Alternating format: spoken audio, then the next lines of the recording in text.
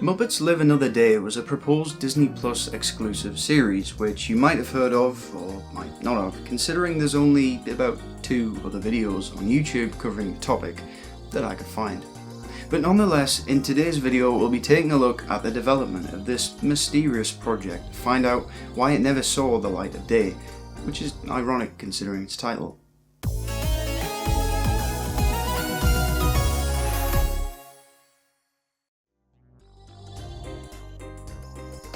So, hello and welcome to Some Boy Online, and today I'm coming at you from quite a different sort of angle, as you might have noticed, as I'm with you in live action as opposed to being a disembodied voice. As you may have noticed, we now have an official intro for Some Boy Online, so I hope you enjoyed that. It's a bit of a got nice graphics going on and some music composed by the YouTube user and Twitter user Equalize, that's with a Y instead of an I. So I'm really grateful for them doing that. It sounds really great. But without further ado, let's get into today's video. The project was initially revealed in February of 2019. However, this announcement wasn't directly from Disney, instead being something of a leak when an article was posted on the news site Splash Report. This revealed that the series was being developed by Josh Gad, who you might know as the voice of Olaf from Frozen and that dude from Pixels, along with the writing team of Adam Horowitz and Eddie Kitsis. Now, I know it's a common argument from fans that Muppet material should be helmed creatively by those physically involved with the Muppets, and whilst I agree that seems a sensible path to take, I also don't think it's inherently bad for a writer known for non-Muppet material to be brought in and write for them. The Muppets have been around for that long that they're kind of ingrained into the childhood of adults today, with an example being Jason Segel, Jason Segel, who was a huge fan of the Muppets in his youth before coming in and writing the most successful Muppet production to date, as well as starring in it. I think in that movie, Segel's love and admiration for the franchise really shows, and the film is better off for it.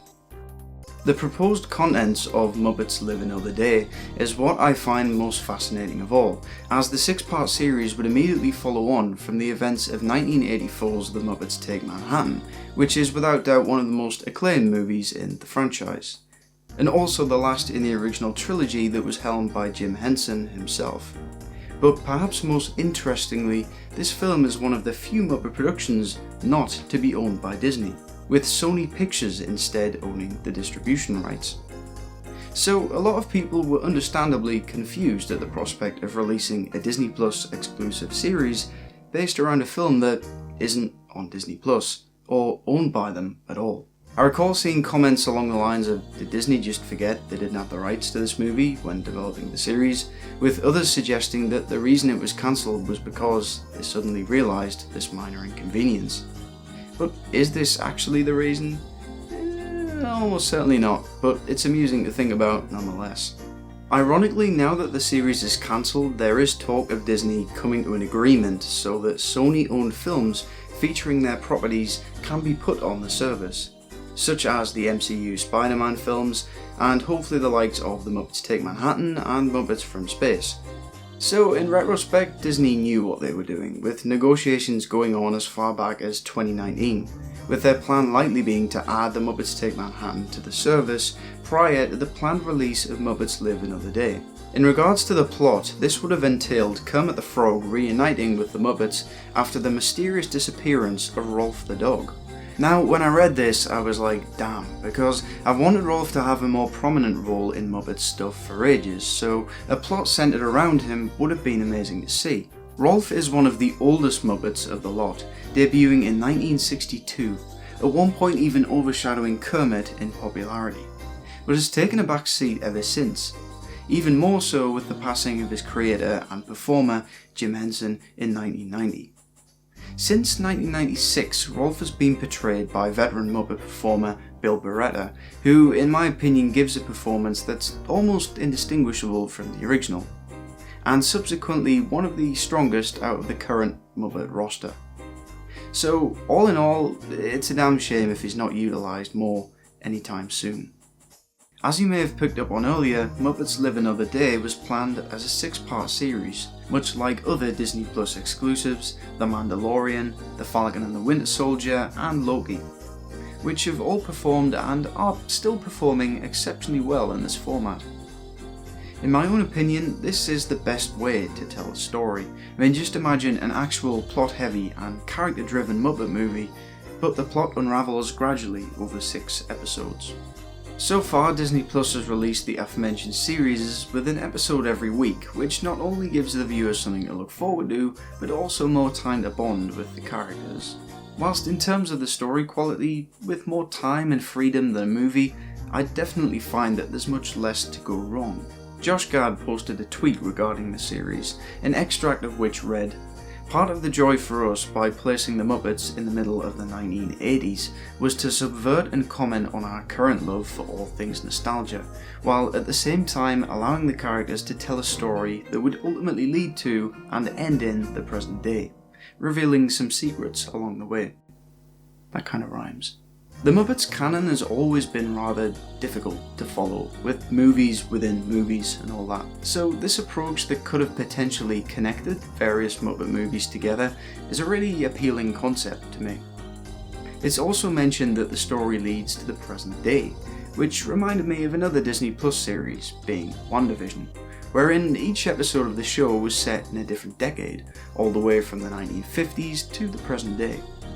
A while after the cancellation, pages of the script were shared by Gad also, which featured Rolf in conversation with celebrity Steve Martin, who was a guest star on the original Muppet Show, as well as making a cameo appearance in the first Muppet movie.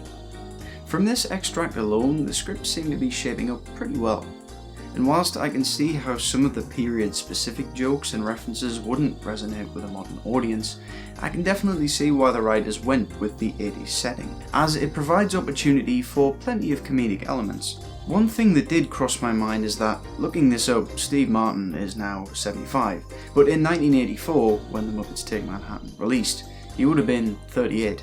So it would have been really cool to see some of that de-aging technology used in some of the MCU and Star Wars movies of recent times. Though, when you think about it, this would have to be used for any celebrity cameo, and Muppet Productions are always full of these. So perhaps the expense of this was a contributing factor to the cancellation? After all, I think it's clear by now that Disney would rather spend their money on other properties as opposed to the Muppets. Finally, rumours aside, why was the series actually cancelled? Well, luckily Josh Gad once again provides a clear and concise paragraph in a tweet of his. Quote, "After a little over a year and a half of working on a project called Muppets Live Another Day, Adam Horowitz, Eddie Kitsis and I have decided with a heavy heart to walk away. Sometimes creative differences are just that." End quote. He then goes on to say how grateful he is to have had the opportunity and expresses surprisingly high levels of praise for the Walt Disney Company throughout. You know, it's almost like he wants to keep in their good books or something. But for a tiny bit more insight, the Disney-owned Muppet Studio had a change of executive halfway through the project, coincidentally exactly when the cancellation occurred. The previous executive had helped move the project forwards, but it's the new one that threw a spanner in the works, to say the least, when he offered to take the project in a new direction, which is film industry talk for "this is crap, do my idea or you're fired." And so the rest is history, as the Muppets did not live to see another day. I mean, they did, but in the form of Muppets Now, so make of that what you will. But regardless, what are your thoughts on Muppets Live Another Day? Would it have saved the franchise from plummeting into obscurity, or could it have just further cemented that idea? Leave your own opinions down in the comments section. Any likes, and especially subscribers, are greatly appreciated. Thanks for watching.